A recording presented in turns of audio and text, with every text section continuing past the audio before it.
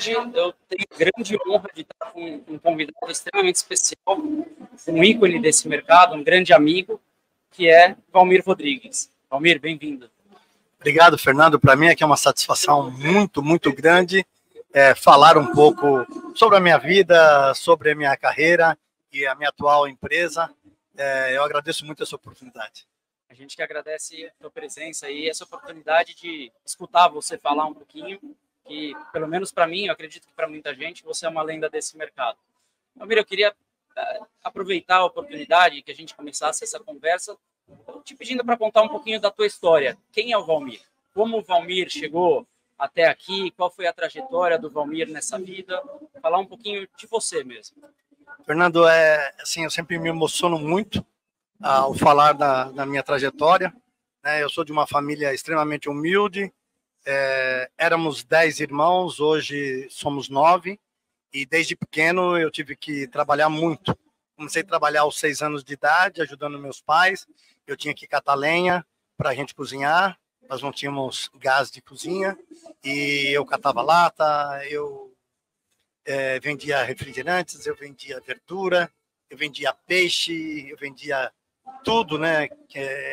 Condimentos, aquelas cartelas de condimentos. Trabalhei em campanhas de jornal, trabalhei na farmácia, enfim, né? Até que aos 13 anos eu tive a oportunidade, dia 14 de setembro de 1970, de entrar na Brasil Companhia de Seguros Gerais. Eu só pude entrar para trabalhar com 13 anos em função de uma autorização do juizado de menores, que era o equivalente a um atestado de pobreza. E aí eu cheguei ao mundo dos seguros, de onde eu nunca mais saí. Eu fiquei por 10 anos na Brasil, que se transformou a GF, se transformou a Allianz, né? E depois eu saí para trabalhar numa grande corretora de seguros multinacional. Eu acredito que foi a grande alavancada na minha vida, porque o mercado de corretagem ele propicia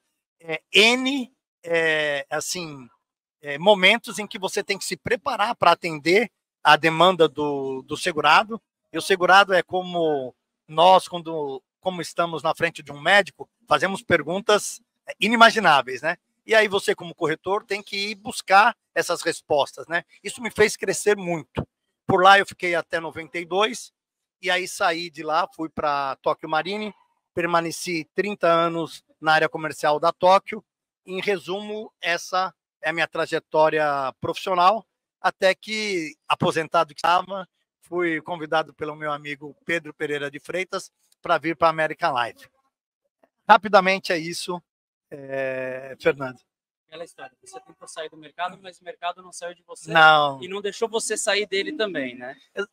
Exatamente, Fernando. Assim, eu amo o que eu faço, eu amo gente, eu amo corretor de seguros, eu amo as assessorias, e eu tenho, assim, eu me realizo quando eu consigo ter a percepção de que eu servi, de que eu atendi, de que aquela pessoa que desligou o telefone se sentiu plenamente atendida. É aquilo que me realiza. Em algumas vezes na minha vida, quando eu atendi uma pessoa num momento corrido e que eu não consegui, no meu entendimento, eu não tinha passado todo o esclarecimento, passava um momento, eu ligava, falava assim, vamos retomar? Será que toda a explicação atendeu sua expectativa? E muitos se surpreendiam, falou, nossa, nunca ninguém fez isso, né? Mas eu sempre quis que a pessoa se sentisse plenamente atendida naquilo que ela buscava, né? Muito legal. A gente vai falar um pouquinho mais sobre esse teu lado, né? Mas eu queria voltar um passinho atrás. Você contou brevemente sobre a tua história. Não deve ter sido fácil. Você falou que você começou com 6 anos de idade. 6 anos meia de idade. dúzia. 6 anos. Trabalhar com 6 anos de idade realmente deve ter sido uma situação bastante diferente, bastante delicada, muitas vezes inimaginável para muitos, né? Exato. E eu imagino que isso deva, de uma certa forma, óbvio que não é positivo, ninguém quer que uma criança comece a trabalhar com essa idade, mas eu imagino que começar a trabalhar cedo e com o tamanho da responsabilidade que você teve desde pequeno, isso deve ter ajudado a moldar o profissional que você se tornou e a entender o valor do trabalho e o valor de se dedicar, né? Fernando, assim, é uma família muito pobre. Nós morávamos em 12, num quarto, sala, cozinha e banheiro, água no sarilho, o banheiro fora da casa, e nós tínhamos que prover aquilo que nós tínhamos que consumir. Então eu saía cedo para catar lata, né? Eu era o primeiro que voltava, vendia, eu comprava fubá, e minha mãe fazia polenta, basicamente nós comíamos polenta, né? E depois eu ia catar lenha, que a minha mãe tinha que cozinhar. Então foi uma vida muito dura, mas você tem toda a razão, né? Eu me emociono um pouco, está vendo meus olhos como estão? Porque, assim, muitas vezes eu vi meu pai sair para trabalhar e nós não tínhamos nada para comer. Eu sentia a minha mãe tensa, nervosa, e eu tinha que, junto com meus irmãos, correr para prover isso. Isso me deu um senso de responsabilidade muito grande e me ensinou uma coisa, Fernando. Assim, a minha carreira profissional, Deus abençoou, eu atingi um cargo muito além daquilo que eu imaginei, mas eu sempre tive uma coisa muito forte comigo. Para onde a vida me trouxe, jamais vai fazer que eu esqueça de onde eu vim, né? Então, essa é a minha essência, e a minha essência é que eu estou todo dia em busca de ser útil, porque tanta gente me serviu, tanta gente me estendeu a mão, e eu não me nego em hipótese alguma, eu não perco uma oportunidade de ser útil, né? Isso é muito legal, e a gente tem que combinar que você não pode se emocionar muito, porque senão você me leva junto e aí vai ficar os dois chorando aqui e o negócio não vai para frente. Mas brincadeiras à parte, você sabe que aqui você está em casa, né? Você é um amigo. É muito legal ver tua emoção contando a tua história. E como sempre, perceber o quão verdadeiro você é e o quão coração você é. E realmente, você narrar essa situação na tua família, de vocês verem o pai sair para trabalhar sem saber se ia ter que comer, realmente deve ter sido uma situação bastante complicada. Só para situar, da onde é a tua origem? De que cidade você veio? Eu sou de Auriflama, interior do estado de São Paulo. Fica a uns 630 quilômetros da capital, para frente de São José do Rio Preto. E meu pai veio para São Paulo trabalhando como pedreiro e uma luta, né? Nós nunca tivemos casa própria, sempre pagamos aluguel. No fim da vida dos meus pais, eu consegui dar um teto que eles podiam chamar de meu, né? Meu lar, minha casa. E a minha mãe tinha muito orgulho de chamar as irmãs para vir, né? E quem me deu tudo isso foi a indústria de seguros. Por isso que sabe, eu não admito que alguém fale nada da nossa indústria, né? A nossa indústria, ela tem um cunho social muito grande, né? Por isso que eu me identifico. Quando você indeniza uma família, um bem que uma pessoa lutou muito para conquistar, esse é o trabalho do corretor de seguros, e esse é o que a seguradora administra o prêmio que pertence aos segurados, e graças a Deus a nossa indústria, as seguradoras são extremamente sérias com a questão de reservas, e a gente cumpre com esse papel social de uma maneira maravilhosa, e eu me identifico muito com isso. É muito legal ouvir você falar e começar a fazer algumas conexões, né? Porque essa tua paixão com a qual você fala sobre o mercado segurador, eu estou fazendo pelo menos uma análise, aí você fica à vontade para me corrigir se eu estiver errado, que assim, você pega um mercado que, como você te falou, te deu tudo que você tem, né? Obviamente fruto de uma dedicação e trabalho incansáveis da tua parte desde muito cedo, né? Somado a algo que para mim é uma característica muito tua, e desde que eu comecei nesse mercado, lá na corretora, que eu tive o primeiro contato com você, e aí a gente começou a conviver mais, eu pude perceber, que é a paixão que você tem em servir os outros. Eu vou refrasear, não servir, mas em querer os outros bem, né? E você, a todo momento no mercado, com os corretores, sempre fez muito isso sempre foi muito visível, né? E a nossa indústria, ela tem realmente esse papel, pegar um indivíduo, uma família, num momento delicado, num momento de fraqueza, seja com uma perda material, fragilidade, ou Deus me livre, uma perda de uma vida, né? E ajudar essa família a ficar de pé, a se reestruturar e não colapsar. Então, eu acho muito bacana. Não sei se eu errei na análise ou não. Tá perfeito, tá perfeito. É essa beleza da nossa indústria que eu penso que precisamos falar um pouco mais sobre isso. Nós precisamos falar mais sobre as grandes indenizações. A gente fala do que está acontecendo no Rio Grande do Sul, o que aconteceu na Baixada Santista. A gente fala de várias situações críticas que a nossa sociedade acaba passando por questões climáticas, mas não se fala do que o seguro conseguiu repor, né? Então, inclusive o Boris, naquela tragédia de Santos, foi muito feliz, falou um pouco sobre isso. Né? A nossa indústria precisa falar um pouco das entregas, né? Porque o corretor de seguro, ele, ao contactar o seu segurado, busca desenhar uma apólice que vá proteger todos os seus riscos. Só que isso é meramente possível porque, de repente, você tem um fato que não está previsto no clausulado. Exato. Mas o que é bacana é que a relação entre corretor e seguradora é tão boa que, invariavelmente, nessas situações, tanto o corretor quanto o segurador se unem em prol de uma indenização. E é isso que faz com que o nosso mercado, a nossa indústria seja reconhecida e que ela cresça. É bem propício você ter falado isso, né? Porque justo ontem, na abertura do Conec, aqui onde a gente está, foi falado a respeito, e eu acho que o seguro ele vai ter, como foi, né, mais uma vez falado lá atrás, um papel cada vez mais importante, mais desafiador com relação às questões climáticas. A gente está vendo mudanças aí a todo momento. Você citou alguns exemplos, né? Rio Grande do Sul, um pouquinho antes, na época do Carnaval, Baixada. Agora a gente tem eventos ocorrendo na Amazônia, né? Com secas aí que eu não lembro de ter visto nesse nível. Períodos longos. Exatamente. E eu acredito, assim como você está falando, que o nosso papel enquanto mercado, e aí eu coloco seguradoras e corretores e assessorias como fundamental nessas situações e na situação geral onde o seguro é requerido. Porque eu procuro muito tentar sempre me espelhar em bons profissionais, e você é um deles, né? Para entender e atingir o nível de cuidado e de atendimento que a gente tem que ter com o segurado, né? A gente, enquanto corretor e segurador, a gente tem que entender que o segurado ele está confiando a vida dele a nós. Ele não está simplesmente fazendo algo por uma obrigação ou porque ele quer, né? Essa visão é perfeita. Ele tá confiando a nós a vida e o patrimônio dele e da família dele, às vezes da empresa dele, né? Que é o sustento. Muitas vezes, quando eu me vi na qualidade de corretor de seguros durante 12 anos, eu estava diante de uma pessoa que tudo que ela amealhou na vida, ela colocou naquele investimento, que o brasileiro é muito empreendedor, ele empreendeu numa determinada atividade. E ele entrega a você para você proteger aquilo dele, né? E eu tive uma passagem extremamente interessante, que foi o impacto de veículo terrestre, né?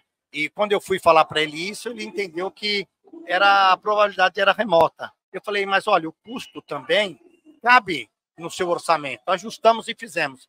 E quis a fatalidade que um ônibus adentrasse na loja dele, prestes a inaugurar. Só destruiu, só teve dano material, né? E ele me agradeceu eternamente. Então, eu penso, você está coberto de razão, que todas essas mudanças climáticas, elas requerem que o mercado sente à mesa e revise todos os clausulados, né?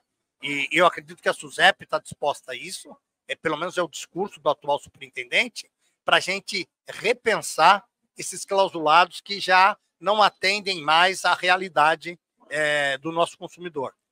Você vê, né? Você fez um trabalho consultivo, que é o nosso papel, e muito provavelmente você salvou aquela família. Porque a continuidade. Se ele não tivesse feito, não sei se ele teria condição de reerguer o negócio, e aí a renda da família ficaria comprometida. É esse o cunho social que o seguro tem, né? Exato. E assim, eu tenho muito orgulho de fazer parte, né? Embora sempre trabalhei na área técnico-comercial, eu sou muito reconhecido assim pelos corretores, porque na hora do sinistro, que é quando se tangibilizam uma apólice de seguros, eu vou lá, quero pegar, quero entender, eu quero regular assim aos meus olhos de uma maneira de indenizar. Porque quem investiu um prêmio de seguros naquela apólice, ele espera receber alguma coisa. E é esse o nosso papel, né? Eu acho que você está perfeito e eu compartilho da mesmíssima visão. Eu queria só agora jogar a conversa já um pouquinho para um outro lado, né?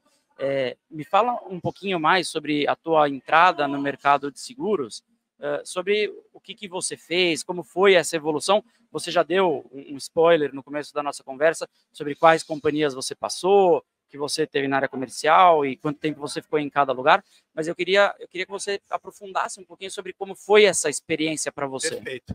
Bom, obviamente eu comecei como contínuo, né, que é o equivalente a um office boy. É bom explicar para os mais novos, eu inclusive. Só que como eu tinha menos de 14, eu tinha que trabalhar só internamente, né? Então era um contínuo, um office boy interno. Eu levava a correspondência de um andar para o outro, de um departamento para o outro, um sinistro para a área técnica, uma pólice para de sinistro, essas coisas, né? Mais ou menos como a gente vê nos filmes, o cara que passa com carrinho com os documentos. Isso mesmo, bem isso, né? E aí eu tinha vontade de aprender aquilo, né? Aquela atividade. E aí eu comecei a ler, na época tinha as tarifas de seguro, né? Como eu não tinha condições de seguir estudos naquela época, o que eu fiz? Eu me investi em aprender a área técnica de seguros. Aí fui promovido para o arquivo, fui promovido para auxiliar técnico, depois me transformei em técnico de seguro de automóvel, aí eu quis aprender todos os ramos, fui para todos os ramos, e aí saí de lá em 1980, porque eu me especializei numa carteira que hoje pouco se fala, que é crédito à exportação, e aí fui trabalhar numa companhia que tinha clientes que exportavam muito e eu os auxiliei bastante, mas foi como eu te falei, na corretora eu aprendi tudo. A corretora, para mim, foi uma grande universidade. E por todas essas condições financeiras que eu enfrentei, eu só fui fazer minha parte acadêmica, eu iniciei aos 34 anos. Até então, eu só estudei seguros, né? E depois, aos 47 anos, eu fiz um MBA, né? Então, eu sempre me defrontava na sala de aula com algo que eu já tinha vivido, né? Era uma coisa muito interessante. Normalmente, a pessoa se prepara academicamente para os desafios futuros, né? Sim. E eu estava aprendendo a parte teórica de muita coisa que eu já tinha vivenciado na prática. O que só mostra o quanto você sempre teve garra, que mesmo depois aí, com tanto tempo de mercado já estabelecido, não parou de ir buscar conhecimento, de buscar evoluir. Eu penso, Fernando, que o ser humano jamais pode parar do ponto de vista do aprendizado, né? E eu sempre digo para meus amigos, seja humilde, mesmo diante de uma pessoa extremamente mais jovem que você, não significa absolutamente que você sabe mais que ele, porque são mundos diferentes, cada um teve uma exposição à vida diferente. Então eu estou diante de você e certamente você vivenciou inúmeras situações que eu não vivi. E se eu tiver a humildade de te ouvir, eu vou crescer. Então eu vou crescer pelos seus olhos. Se eu tiver a humildade de te ouvir, mesmo uma coisa que nós temos visões completamente diferentes, o meu horizonte vai aumentar. Então, ouvir faz parte do crescimento. Muito, muito bacana essa tua visão e que só prova o quanto você é um cara diferenciado. Você sabe que tudo que é bom dura pouco, a gente está indo para o nosso final, né? Eu queria que você contasse um pouco agora, não deu tempo de falar sobre toda a tua trajetória, porque ela é muito extensa e muito bonita, mas um pouquinho sobre o teu momento atual de mercado. Você falou, tentei me aposentar, não deixaram. Foi muito bacana. Fala um pouquinho sobre o teu momento atual. O Pedro Pereira de Freitas, que é o presidente da AUSEG, que é a American Life, né? Ele me convidou, ele esperou terminar o meu non-compete, me convidou, falou, Valmir, eu tenho o desejo de investir a American Life, entrar no mercado de varejo. Você é um profissional que tem muito relacionamento em nível Brasil, e eu gostaria que você viesse me ajudar nesse desafio. E eu aceitei, estou trabalhando, estou extremamente feliz. O desafio é grande, mas nós estamos investindo em pessoas, principalmente, em processos, em produtos e em tecnologia, porque nós queremos ter a qualidade de entrega. Eu não posso ir a um corretor e pedir o que ele tem de mais sagrado, que é o seu segurado, e não atendê-lo satisfatoriamente. Eu tenho que ter responsabilidade. Então, estou preparando a cozinha para depois entregar um cardápio ao corretor, com a certeza de que, se ele me confiar o seu maior tesouro, que é um segurado, eu vou ajudá-lo a fidelizar. Muito legal. E os principais focos hoje, quais são? Olha, nós estamos com um empresarial novo, acabou de sair, estamos com residencial, estamos com vida individual muito diferente. Você não precisa contratar as coberturas básicas, só as acessórias. Estamos com garantia muito bom. E vou dar um spoilerzinho, nós contratamos um profissional muito renomado do mercado. Gostamos de spoiler. E ele começa dia 1/11, mas já está no nosso stand hoje. Legal. Eu vou dar realmente um furo aqui. É o Walter Pereira, ele está saindo da Zurich, veio para nós e vai estudar um produto muito diferenciado do automóvel, que eu penso que é isso que o mercado requer agora, algo diferente, né? E esse é o nosso propósito para complementar os produtos dos nossos corretores e assessorias. Bela aquisição. Deixa um convite para o pessoal visitar o stand, então, aqui no Conec. Meus amigos corretores e assessorias, o nosso stand é modesto, mas o nosso coração é enorme. Eu gostaria de recebê-lo lá, dar um abraço, falar um pouquinho mais dos nossos projetos, que eu tenho certeza que vai haver convergência nos seus projetos também. Venha para a America Live. Muito bacana. Valmir, temos que encerrar, infelizmente, a gente podia ficar mais algumas horas aqui. Eu queria te agradecer muito, mais uma vez, pela oportunidade, por ter aceitado o convite de vir bater esse papo. Mais do que uma honra, é um prazer, né? Você é um cara muito, muito querido, e eu desejo a você e a American Life hoje todo o sucesso do mundo e que vocês possam ajudar o nosso mercado a evoluir cada vez mais e levar soluções para os nossos segurados, para expandir esse mercado, para que a gente possa atingir todos os objetivos que a gente veio falando ao longo aqui desse bate-papo, para que a sociedade possa ver cada vez mais o seguro como algo positivo e como algo que ajuda num momento de necessidade. Fernando, eu me sinto muito honrado de falar com você. Você é uma pepita, né, que já está muito lapidada, mas eu tenho certeza que, eu não tenho dúvida que o mercado vai te absorver cada vez mais, porque você tem uma visão estupenda, né, através do seu pai, e que Deus te abençoe, que você seja feliz, e obrigado por você ter me dado essa oportunidade. Obrigado você. Valeu. Valeu.